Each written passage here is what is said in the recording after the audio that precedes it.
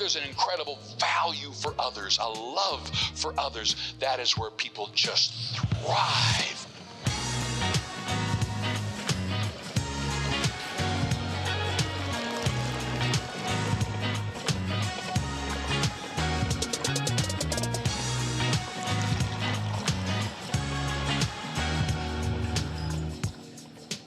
Well, good morning. It is Tuesday morning. It is cold in Calgary, Alberta. Very, very, very cold. You have to start your car for like 30 minutes for it to even get up to temperature.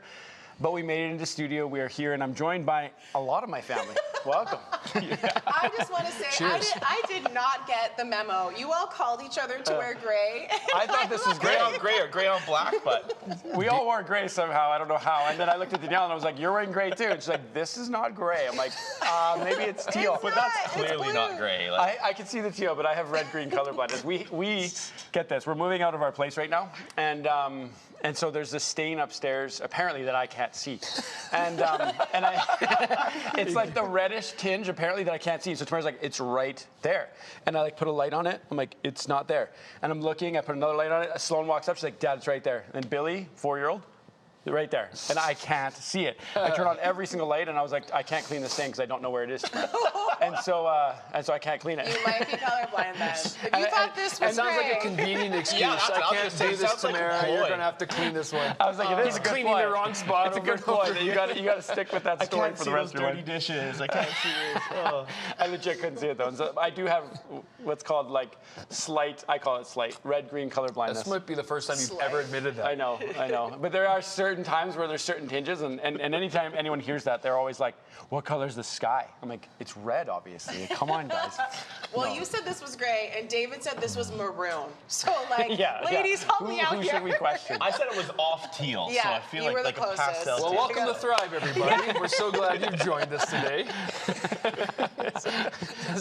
This is really what our family gatherings are like. 100%. David's bringing it back, which is good. We got to bring it back. You know, one of the things that's been really cool is that we've been on a bit of a series for family culture and talking about culture and what it means and kind of wrestling with that through our Devoted Devotional. And so if you don't have the Devoted Devotional, make sure you get signed up for it.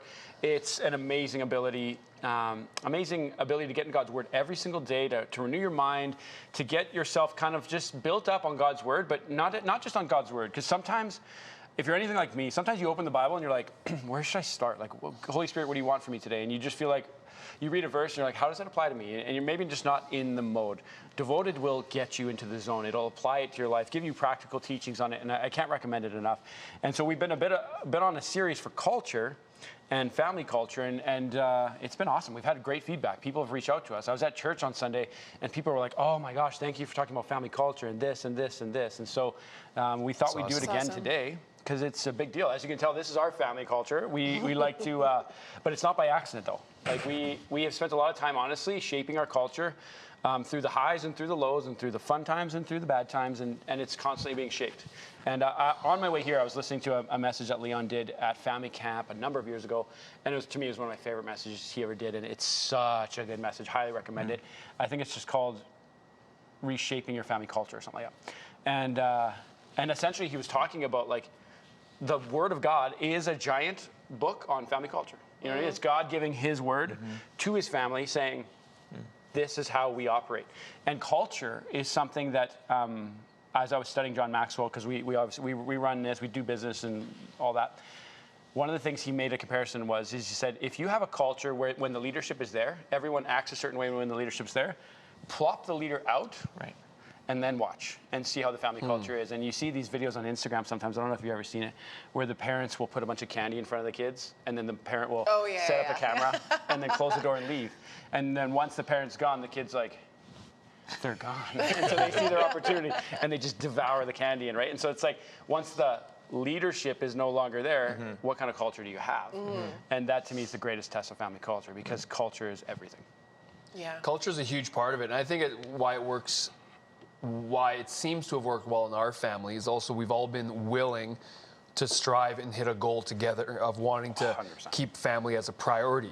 Like keeping the relationship strong over. And I actually I give most of the credit. It's a great story of when Leon first went into ministry and what Sally made him promise was that if building the church ever takes away from our family, we're going to not pastor a church, and we're going to go attend somewhere and build our family. So immediately the priority was set of family first, right? The church, because you hear so many stories of families and ministries and families get run over because the church becomes priority. You're building a church, and it's just a matter of priorities. And when you have a bunch of people who prioritize family first, the relationships first, at least you have a pecking order now of, we've got our issues, we got our problems, we have our disagreements, we have our fights, but we all at least know the priority is we're going to make sure family thrives. So we all channel it through that lens, right? And if you have people, if you have people in your family that don't have that as their priority, and let's say their priority is business or priority is their own self or whatever, you're going to have a hard time all working towards that same goal. It's going to be like pulling teeth. That's exactly it. We all have that priority of families, no matter what, sticking together. So that helps a lot. Yeah, and it came from the top. Like, honestly, it came from the top. It was constantly communicated and always talked about. And I think that's one of the first steps in family culture is setting the bar and then living it. And then it continues to come out of our mouths, I find. And then the other thing, too, is being okay with confrontation. Like the Bible says, speak truth in love. So it doesn't say ignore the issue and love people. It's, you know what I mean? It's like, speak truth. Meaning it's difficult. Truth is confrontational by nature. That is the definition of truth, is that it's confrontational. And so even I can think back to every one of us on this couch, we've all had things where it's been very uncomfortable. We've had to confront each other. It's got a little bit heated, but again, it's in love because we care so much about each other. And then also the greater family values on top of that. It's incredibly important. And the other thing I'll say is I had a different perspective of watching the family culture shift a little bit every time a new boyfriend came into the family. That was something where I watched your dad be very intentional because, as anyone at home can attest to, anytime someone marries in or dates in or a new person comes into the family changes a little bit. The ingredients are slightly different. 100%. Yeah, it's a great way to put it. That's a very good way to put it. Is the ingredients, and so it's going to taste a little different, and it's okay, and that's a beautiful thing about family because you want it to be a little bit different. If everyone's a carbon copy, it's brutal. But I kind of watched that kind of change and ebb and flow. But those were times when actually I remember watching your dad kind of double down on it, being like, this is who we are, and this is the way we do parties, and that, and he would kind of set the direction and then let it kind of go, and it's course correct and let it go. And so I'd be curious what your guys' take on stepping into it. Like, I had a very different perspective. I watched it going, oh, it's changing a little bit. This is interesting. We got this Edmonton Oilers fan joining our family, and we have to try to correct this mindset. What are we going to do about it? It hasn't worked, though. Still Yeah, Oilers. he's still trying to bring that Oilers culture into our family. It ain't working. We need to do a show where you guys all wear, your jerseys. Except you can't wear the Oilers jersey. Well, no, we'll just put up a black box over top of Jayden. Just a black box. What was your perspective walking into the family culture, I think, from because it feels like you've been a part of the family forever. For sure. Yeah. Cool. I was the last one to join it too, I think, right? I was the last one to get married, Eden and I, and I came from a super strong family as well too. And my dad's been a pastor pretty much my whole life, and I've been blessed enough that he's always prioritized family first as well over the church. So we've always just been pretty tight. And it's just very rare in ministry. yeah, to be honest. it really is, and that's something I admire about what Leon did too there. But coming in, it was a little bit intimidating just on the sheer size. But one of the things I noticed right off the bat, I think Eden and I came to a family dinner, I think 2 weeks into, honestly, I remember that. us dating. That was quick. Yeah, and quick. I remember her saying you ought to, they want us to come to dinner, and if you're interested in someone, you can't really say no, right? Yeah. So I jumped in, and the first thing I noticed was everyone was extremely warm and welcoming. I didn't feel uncomfortable. I didn't feel out of place, and I honestly cared what every one of you guys thought, but not so much as I cared about what Leon and Sally thought, and they just made me feel like I was immediately part of the family. And I know they were obviously weighing in whatever, seeing what I was like and whatnot, and but it was an interesting experience to come into something so big and so fast, but I just felt so welcome and so I don't know. Good. Just felt like part of the family almost immediately. Was it intimidating having so many women in we one have a house? lot of- Because I feel like they complained about like sitting down at dinner. They'd be like, "You guys are all talking over each other. You're interrupting each other." And then you guys would come into a conversation, and we'd be like, "No, Dad would be like, they're like 4 conversations past this, guys. Like you guys got to keep up." Yeah, you got to take. It was a lot for you. Being mad at the table, you're like, Still how is. did we get to this? Like, I have no idea. You don't ever get used to that. No, not it's like at all. I'm still back there. I did that We yesterday. never resolved that. Tamara was talking to another girl, and they were talking, and we were on something, and then I looked at my phone for 1 second, looked up, and they were talking shopping all of a sudden. I was like, I had a thought on what we were going to say, and now it's gone because there are already 5 topics down the road. I'm like, this is crazy. The way my brain works is when Dee and I talk, she'll just let everything out, and it's like I'm trying to mentally track. Okay, I have a response for that, and that, and that.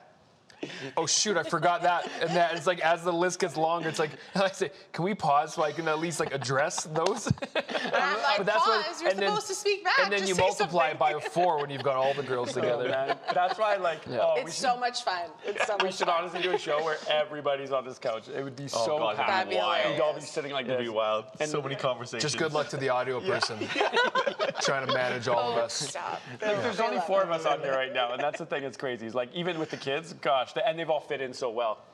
It's so cool to see them kind of jump into the conversation, especially Sloan.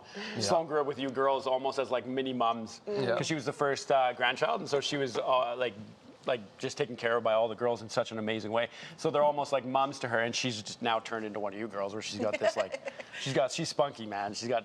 She is. I I'm love choosing it. my words carefully. She watches these shows. One of the things I noticed too, like after joining it and being part of the family, like getting to be kind of in the, I guess, inner whatever a little bit. The first meeting is always everyone's on their best behavior, right? Yeah, for sure. But what a lot of my friends and people would always say, well, what's Leon like behind closed doors? You know, he preaches this from the stage and he's like this, but he is exactly the same man on stage as he was at home, and he was the first person to always get us together as a family, being like, okay, guys, like, let's all get together, let's party, let's do this, I'll grab this, I'll grab this, let's just get everyone together. And like I said, my family, we did a lot of family dinners together, and he was the best at just getting everyone together. And I think, like you said, or someone else said, it just comes from the top. Totally. And he really created that culture for all of us, and we still love it. Like, my favorite is when we get together as a family. We Yeah. have dinners and do whatever. It's Well, I think chaos, but you it's see fun. him establish that too, but you also look at him and his brothers and Yeah, his parents. totally. They also had a culture of gathering as a family, right? Like that was strong, and that was passed on. That shows the power of when you establish culture in your family, it can extend down through your kids and through your grandkids. Yeah. And that's something he was so good at. He would just, like he'd come back to the city and he would just text everyone. It wasn't ever forceful. Yeah. It wasn't ever shaming or guilting you if you couldn't make it. Yeah. It was just like, hey guys, picked up. He bribed us. Yeah, he did. Got a bunch of picked up a bunch of ribeyes. Who's coming over for dinner? And 100%. everyone would show up, and if some people couldn't make it, You move things to make that happen. 100%. Yeah, we'd be making dinner. We just throw it in the fridge and be like, let's go over. Wrap it. In the message that Leon was preaching, and I want to welcome everyone who's joining us right now. Thank you for joining along. Jump in the comments. I have them open here. I can see what your guys' thoughts are. We actually have a few comments here. Let me just see if I can get it. A few people are laughing at what Danielle said. You guys have to get used to interrupting us, is what you said to us guys. And so there's a few people laughing Hold on, at that. why is it that way? Why can't they get used to allowing space? Why is that a staple rule? Just I remember one time David said something in the middle of what I was saying, and I'm like, I'm not done my thought. And he's like, you took a breath. I was just trying to say something. It wasn't a breath. It was like a 3-second pause. So I figured that's a good time to enter. Oh my God. He took a breath. I'm not done yet. Tammy talking about our dress code and how Danielle, your teal looks really nice on Okay, you. thank you. I just feel left out that I wasn't called. Oh my You're the flavor. But one of the things that Leon did in this message was he defined the word culture, and even right now I just typed it into ChatGPT saying define it, and it literally said that there's multiple meanings for it. And so it gave me multiple. It gave me a social one, an organizational one, a scientific one, a personal one, which is honestly speaks to the idea of the word culture, is that it's kind of vast and big, and I think that's why the Bible speaks so much on principles for the culture. But this first one here is kind of the one I remember Leon kind of referencing and kind of putting these together. But it says the shared beliefs, values, customs, and behaviors of a characterized group of people, whether a nation, community, or organization, or language, or family, which is such a great thing. But the thing that I want to point out in that is once you establish what the shared beliefs are, which I believe comes from the top, once you establish the values, the customs, behaviors of the group that you're trying to set the culture for, it now needs to be guarded and protected. 100%. And that's a huge step to it, which means that's the whole idea of speaking truth in love is if I did something outside of the culture of our family, I know without a shadow of a doubt that the high D personalities would probably be the first ones to correct me in our family. So that'd be what Danielle, Eden. Calling me out first. I just mean everyone. Like there's actually a lot of D's in our family, which is insane. There actually is. And when you said it can get heated, I'm like, I think that's why. For those who don't know what I'm talking about, we're talking about a disc personality system, and D is typically the dominant personality where people are like totally comfortable with confronting, but there's a lot in our family. Usually it's what makes up only less than like 15 or 20% of the population in the world. Oh, really? And it's very low. Yeah. It's very low. And we have like 60% saturation in our family, which is wild. And, it gets wild. Which is insane. Are you a D? Yeah. Yeah. I'm a D. You're almost all of us guys are I'm DI. pure D. I'm not. I just don't really care most of the time. That's why we loved when you came into You the family. bring a lot of balance to our family, which is, thank God. Which is funny because actually I remember looking up at one point, because they sometimes shift, at one point Leon was DI, I was DI, Zach was DI, and David was DI. And I was like, what is My eye's gone Isn't that now. interesting? I just don't care to talk to people anymore. I'm just kidding. Have I over-talked That's called you, age. Dad? Yeah, Danielle's overtaking and talking, which is so funny. But even that, when you look at what the psychologists say where girls marry their dads, I'm like, that's interesting, eh? Yeah, for sure. How wild is that? I That's believe like that. all DI? That's crazy. And boys marry their mom. My Yeah. mom is strong Oh, yeah. personality. Oh yeah, your mom very Same much as is. Eden. Yeah. Oh, isn't that That's interesting? I awesome. never put those together too. That's crazy too. I never thought about that. But anyway, all this to say is it has to be. I know that if I were to do something, I know there'd be multiple defenders of our family culture. And if I continue to do it, it would probably come from multiple fronts. Which is the beautiful thing about it is there's not just one person policing it. It's the family culture. And I remember, and this was one of the greatest lessons that as a father I'm going to make sure to do with my daughters is because I remember watching certain guys kind of dating and the girls kind of seeing, is this the right guy? And I could see from Leon's perspective being like, this is not, maybe in his opinion, not the right guy or not. And I remember him, most people would think that the father should get in there and go, confront. This is not the man for you, daughter, and have this very intense conversation. What he did was, he actually welcomed them in more because he knew that the family culture would squeeze them out if they weren't right. And that was, it's so upside down. Most people would never be that. They'd be like, keep him away, he's affecting us, this isn't right. But he instead actually brought these guys on family trips. And I remember in my perspective being like, this guy doesn't work, even though I'm not even married in yet. And so I'm still going, I already could recognize that this didn't fit. And I remember thinking multiple times, being like, what in the world? But it was similar to the way, and he taught this in his business and leadership teachings, was that if you have a weak employee of a team, bring them in. Bring them right on in. Let them sit among the high performance peers, because those high performance peers will squish them out real quick. They'll right away be like, you are not pulling your weight.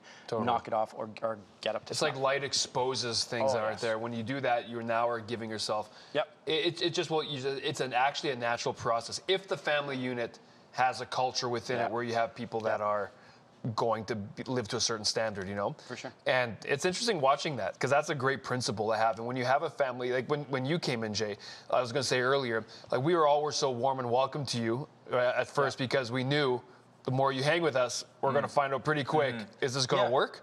Or is it not going to work? For sure. Or that will just naturally occur because of how much we hang out as a family. And you'll feel it, right? Yeah. Either way, so. That's a good point. There was kind of confidence in the that process, the culture will stand and the anomaly won't. Yeah. And you made it. Just my skin in my teeth, I feel like. No, we love you. Are you With your- kidding? Danielle thought Eden would walk all over me. I remember that conversation. What? Did I say Let's that? unpack that. I can't believe you're saying this on television. Go for it. What are we talking about? What did she say? I said it very nicely. Of course. Okay, good. I'm like so chill. Like I really am like chill about everything. And You're like, very relaxed. And Eden I love is it. so strong-willed. She's DI as well, I think. So like the initial perception is like, oh my gosh, Eden is XYZ and Jayden is ABC. But that so was it's my gonna be- first meeting. Totally. And then I Of realized, course. oh wow, you are an anchor and you really balance her well, and she doesn't. We really balance each other well You too, do. because I need a lot of what she has too. That like so we've changed each other for the better. We always thought that Eden was going to find someone more dominant than her. That was kind of just our misconception. Interesting. There. And finding you I remember meeting you the first few times, having that mentality. I was like, oh, Yes, I don't know. Yeah, like I was like, I don't know if Thanks, he's gonna make it. Like I was like, I don't know. But then it's been so awesome. Like seriously, it's so domineering though. Sometimes we can Get that wrong. think that means strength. Yes. And it doesn't mean strength. Yeah, Like totally domineering right. is just an approach that some people have or are natural. Like Jay, you have a strength about you, but you won't come over the top and try to be forceful. I'm not saying Eden is. I'm just saying sometimes we can misappropriate domineering to strength. But there's different versions of strength that you can have, right? I love how Leon always That might be says, the nicest thing don't you mistake said, my kindness for... It's on video too. What was your dad's statement about when he would fire people? Don't mistake my kindness for weakness. my kindness for weakness. That's really good. Yeah. That's I funny. mean, he raised strong girls. What can we say? did. It's just, you know, it's Takes just what it is. strong men. It sure does, right, guys? Seriously though, that's the goal of every father. Yeah, I want my girls. I'm sitting here, guys. I want my girls to be so strong that, Yeah, that they that's need to find exactly one incredible Totally, man. One it's man true. who would not cave to anything, has high standards, could stick up to a crowd of 50. Like you just want to create a man who's a man's man who could take care of my girl, protect her, guide her, help her, and just hold the line. Like that's the kind of man you want. And I want my kids saying that stuff too, watching like the other siblings Right. do. I want them watching and being like, this person isn't right for you or whatever as well One of the too. cool Yeah, things about our it's true. culture too, and all of us as siblings, and stemming down from Leon, Sally, and we're all blessed to come from amazing families as well. Like with your family, my family, and right, we all. It's amazing part of that cohesiveness works. But if you think about our kids, like when your kids are with us, or Gabriel's with you guys, or vice versa, we know that those standards are being reinforced. for sure. It's not just coming from me and Dee to Gabriel. Yeah. I know that when he's in your guys' home, that same stuff is being absorbed because they see it in motion. You know what I mean? Yeah. So that when you have that broad family unit, all like it takes a village to raise a child. That is, I think, one of my greatest. What I'm most proud about with this family too is knowing that our kids are getting it from all different directions. Yeah. I I you remember a can't moment- buy that, right? And it's fulfilling growing, like raising kids in a village. Yeah. Like I like doing it by myself, but then when I'm with my sisters and all the kids are together, So there's agree. just it's a different. Yep. What's the word? It's a different. It feels different. It feels better. Yeah. It just feels like It's whoa, God's- you can this is clearly- easier. You can feel it's God's design. Like Yeah. even some of my favorite moments too is like when I'm approach Gabriel and he'll run into my arms. He'll literally run in my arms and I'll scoop him and I'll play with him like he's my own kid, and he's in the same safety mentality that if Yeah. he's Yeah, with that's mom and good. dad. And then even I think back to Christmas when we were all hanging in that room that we got this big room we rented, and just we weren't able to get everybody together for Christmas, so we later on in the new year we just grabbed a room and put on a fire and did games for hours and skating, and it was tons of fun. And I remember seeing a couple moments because some of the kids expire every once in a while, but I remember watching some of my kids get corrected by some of the aunties and uncles in a loving and caring way, and I loved it. Like every parent might think that's horrible. I don't want anyone to correct my kids. I'm going, no, I trust everyone's judgment here because I didn't even know what they did wrong, and I didn't need to know because I trust everyone's judgment enough to let it happen. I was like, no problem. Yeah. And again, it's kind of the cracked soccer team is kind of culture's correcting the anomaly that's not working. Yeah. And the fact, we'll just add to that, Jared. Sorry, you're trying to Yeah, get your just trying to read some But the fact that we also There's some good comments on that we also trust each other with that, because like I have confidence knowing, let's say Ellis is like, he's a young boy growing up to be a man. It's like, when I see something, I'm going to correct him out of love, but I also know I'm not going to get crap from you because there's this trust, and vice versa with Oscar or whatever. And with Gabriel, it's nice knowing that we trust each other's judgment because we all, why? We're part of the same culture. We want the same thing. It's not like we have different things we're trying to, because if I saw you raising your kids differently with different goals and culture than we're raising ours, I would have an issue. Right. Yeah. Because it's like, that's not how we're training our kid. Right. But we all are walking the same direction. And a key distinguishing point here, I think, and this is where it's difficult with family culture, and this is the difficult part of it, is when something needs protecting, that means that means there's difficult conversations and moments that have to happen. And if somebody, let's pretend somebody did marry into the family that we didn't like in the culture, meaning that it's not adding to it, it's not biblical values and principles. As a father of my family culture, if it wasn't aligning, I would have to distance that somehow. Yeah. Or I'd have to minimize it somehow. If that person was in, I would have to create certain rules within my family on the danger that's now in. Yeah. And that's the part that's tough, is it does take coaching and confronting and speaking truth in love, and it's a process. And so that's why I would say the person, whoever's like kind of the leader of the family, which is usually the oldest, but not always. It doesn't have to always be age thing. You start to communicate. This is the family I see us to be. This is the family I want us to be. I want us to be a family who goes to church together, who does meals together, and whatever the thing is that you think the culture should have. Start to communicate it first, so that the people can start to see, okay, this is the new bar that's being set, and then start to live it. Because like speaking to what you talked about with Leon, what I see there is they don't see hypocrisy. If there's anything that kids can find faster than anything is hypocrisy. If you go, we always clean our dishes up, and you walk away from your dishes, guess who's going to mention it first? For sure. My 10-year-old daughter will be like, mister, we clean up our dishes first? Just correct. She'll nail me for it. But that's because hypocrisy. They'll see hypocrisy faster than anyone. And that's a beautiful thing, as long as it can be actually brought up. Comments are coming in there. Nicole Your says... Your sister is going, I'm an SI. That's funny, because I didn't know she was an SI. That's funny. I'm going to talk to her about that. My husband doesn't like it when I interrupt him, but that's how girls are. That's from Nicole. That's funny. My husband doesn't like that either. Jan, neither does this one. I've learned to accept it. And I've gotten better. Yes, you have. Okay. As you know, are you just saying no, that? I totally had. We're on television. That's hilarious. Stacey says, I believe in positive family culture can be some of the best memories you have, and it is what you want to see your children grow up into. I totally agree. That's from Stacey. Yeah. Absolutely agree with that. And is Michaela a DI as well? I don't know. No, I don't think so. I don't Michaela's think she is. IS, maybe? Yeah, I think she's an IS. IS. ISC, maybe? I think I'm Michaela, an IS are you as well, watching? IS. What are you? Michaela, text us. Yeah, Michaela's there. Let us know. We're almost out of time. I know there's an IS in there. I'm just not Quickly, sure. if there are people that don't have, we're blessed to have an amazing family. Yeah. If there are people who don't have a strong family or a broken family, a couple of quick thoughts. We can all create the family we want. You can take the reins and be initiative to create. If you've got family, but you're all pulling different directions, you said this earlier, the way to start fixing that is confronting in love. Confrontation has to be there, because if you don't confront, you have no verbal expectations for it. There's nothing to go by. And that's how you set guidelines and you get people on the same page. You just want to establish that. And I'll add to that in the 19 seconds we have is that's why if you bring someone into your home, you have an authority over your home and you can hold the line there. And that's why if you do bring certain people in, set the tone, set the expectation, and confront in your own home gives you the authority to do so. We can unpack this quite a bit more. Thank you for joining us today. Make sure to like, subscribe, follow. It does a lot for us. God bless you guys. We'll see you tomorrow, same time.